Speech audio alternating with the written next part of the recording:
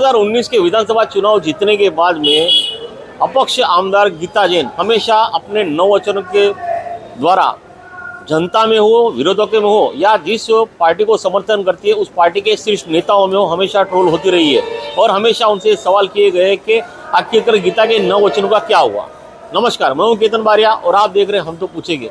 दर्शकों, आज बता दूं कि पिछले 5 साल से इस शहर में जो है एक ट्रोल चल रहा था कि अपक्ष आमदार गीता जैन के तो चुनावी क्षेत्र वक्त जब उन्होंने जनता से 9 वचन किए थे, 9 वादे किए थे और उस वादे पे वो खरी नहीं उतरी है या तो उस वादों को, उस वचनों को हमेशा ट्रोल किया गया है। तो इसी विषय को लेकर आज आमदार गीता जैन ने पत्रकार से रूबरू हुए और अपने किए हुए काम और अपने 9 वचन उन्होंने उन 9 वचनों में से कौन से वचन उन्होंने पूरे किए और कौन से वचन जो प्रॉब्लम में थे उसका जवाब देने के लिए पत्रकारों से रूबरू हुई है। तो आइए आपको ले चलते गीता जैन के पास कि उनके 9 वचनों के बारे में उनका क्या कहना है और 9 वचनों की सुनने के बाद आप कमेंट जरूर करिएगा कि आप उस 9 वचनों के काम से संतुष्ट हो या नहीं। ठीक है। अब आप सबको पता होगा कि महाराष्ट्र शासन ने पुराने मंदिर के जीर्णोद्धार के लिए, सुशोभीकरण के लिए और मूलभूत सोई सुविधा के लिए 5 करोड़ का निधि हर एक मंदिर को उपलब्ध कराया है। तो मैं शिंदे जी का, हमारे फडणवीस जी का और पवार जी का और उसके साथ साथ में गिरीश महाजन जी का आभार व्यक्त करती हूँ कि उन्होंने हमारे धारावी मंदिर के लिए वो 5 करोड़ की निधि हमें उपलब्ध कराई। और उसके पहले मैंने 75 लाख की निधि धारावी मंदिर के मूलभूत सोई सुविधा के लिए मांगी थी, तो वो भी हमें मिल गई थी। कल उसका भूमि पूजन किया गया और मैं इन सभी का आभार व्यक्त करते हुए, क्योंकि धारावी माता हमारे मीरा भाईंदर में ये कहा जाता है कि सबसे पुराना मंदिर धारावी माता का और जागृत देवी की तरह उन्हें पूजा जाता है, तो उनके लिए निधि लाना ये मेरे सौभाग्य की बात थी कि प्रयासों से इतनी निधि आई। और शायद मीरा भाईंदर में किसी मंदिर में 5 करोड़ मिला हो, ये पहली बार हुआ है। वो सौभाग्य मुझे मिला, इसके लिए मुझे बहुत खुशी है। 1 सितंबर कल वो काम शुरू हो गया है और साल 1.5 साल में मुझे लगता है वो काम शुरू होके वापस मंदिर अपने नए रंग रूप में और अच्छी सुविधाओं के साथ वापस भक्तों के लिए बिल्कुल अभी भी खुला है, लेकिन भक्तों के लिए उस नए रूप का लोकार्पण बहुत जल्दी होगा, 1-1.5 साल में मुझे आशा है। जब 2019 की इलेक्शन थे तब बहुत सारे वायदे मैंने किए थे। राजकारणियों ने उसके लिए बारंबार वो मुझे याद दिलाए, मैं उनका भी धन्यवाद करती हूँ कि मुझे याद दिलाए। लेकिन उनके इस सभी क्वेश्चनों का जवाब देना, बोल के देना मुझे योग्य नहीं लगा और इसीलिए मैं मेरे काम से ही उन सब चीज़ों का जवाब देती हूँ। पहला आपको बता दूँ कि आप सबको मालूम होगा कि महावीर भवन देवेंद्र जी आए थे तब भूमि पूजन हुआ था, लेकिन हमारे जैन समाज की अगर कोई वास्तु बनती है और जब तक गुरुजी के पगली और वास्केप वहाँ नहीं होता है, चालू नहीं करते हम। और इसीलिए 4 तारीख को, क्योंकि महावीर स्वामी भगवान का जन्मदिन है, 4 तारीख को हमने महावीर जैन भवन के यहाँ गुरुजी के पगली और वास्केप का प्रोग्राम रखा है। और तब से उसके बाद से वहाँ एक्चुअल काम की शुरुआत होने वाली है, क्योंकि बारिश के ये 3 महीने में वहाँ काम की शुरुआत नहीं हो पाई थी।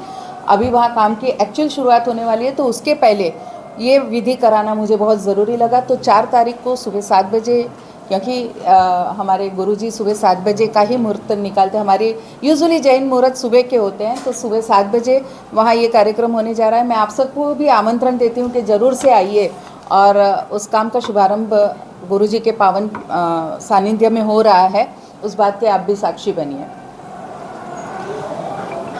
फरवरी महीने में हम जगत गुरु रामभद्राचार्य जी की कथा रखने वाले थे। ये हमारा दुर्भाग्य है कि वो कथा तब हो नहीं पाई और उन्होंने ये वायदा किया था कि जब वो कथा प्रारंभ करेंगे, कहीं बाहर जाना प्रारंभ करेंगे, तो वो सबसे पहले मीरा भाईंदर आएंगे। आप सबने वो वीडियो देखा होगा। ये उनकी महानता है कि सामने से उन्होंने फ़ोन करके कहा कि अब जब आपके इलेक्शन आगे गए हैं और अब जब आपके आचार संहिता भी नहीं लग रही है, तो क्यों नहीं हम अभी कथा करें, क्योंकि मैंने उनको आमंत्रित किया था। आपको मालूम होगा, बहु प्रतीक्षित और बहुत चर्चित ऐसा हमारा यूपी भवन, उत्तर भारतीय भवन, हम तब उनके हाथों से भूमि पूजन कराने जा रहे थे। पर वो संभव उनकी तबीयत के कारण नहीं हो सका। तो अब 17 तारीख को, क्योंकि कथा आरंभ होगी 18 तारीख से, लेकिन मैंने उनको विनंती करके 17 को बुलाया है पितृपक्ष चालू होने के पहले, ताकि 17 तारीख को हम भले ही हम एक बहुत छोटा सा, बहुत संक्षिप्त उत्तर भारतीय भवन भूमि पूजन कर पाए, और उसके बाद कथा प्रारंभ होगी। 18 से 24 हम एसके स्टोन डोम दोनों खुलवा के एक करके वहाँ कथा का आयोजन किया गया है, और उसके बाद 25 को महाप्रसाद का आयोजन किया गया है। यानी जो वायदा था कि रामभद्राचार्य जी के हाथों ही भूमि पूजन होगा, महानता गुरुजी की इतनी है कि उन्होंने ये स्वीकार किया कि जब आप इतने फरवरी से अब तक राह देख सकते हैं तो मुझे भी वहाँ आके सबसे पहला काम ये करना चाहिए। उनको यहाँ से वंदन करती हूँ, और आपने मेरी इस बात का मान दिया, उन्होंने खुद आने का कबूल किया, उसके लिए मैं उनको धन्यवाद देती हूँ। और ये यूपी भवन यानी गंगोत्री उत्तर भारतीय भवन 17 सितंबर को सर्वे नंबर 456 459 नवगर यूनिकोरम के पास वहाँ होने जा रहा है। दोपहर को 1 बजे हम एक छोटे से भूमि पूजन का वहाँ एक शुभारंभ करेंगे, क्योंकि तुरंत बाद विसर्जन के कारण हम बहुत भव्य वहाँ नहीं रख सकते।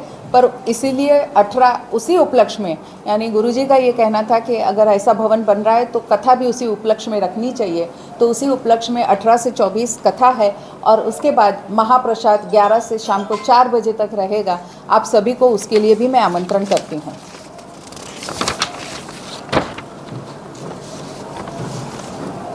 आप सभी को मालूम होगा, अभी बहुत सफल ऐसी हमारे सरकार की योजना मुख्यमंत्री लाड़की योजना, और मेरा भाईंदर 145 के लिए उसकी अध्यक्ष मैं हूँ, तो मैं आप सभी को उसके भी आंकड़े देना चाहूँगी कि मुख्यमंत्री लाड़की बहन योजना 56,243 अर्ज आए हमारे पास।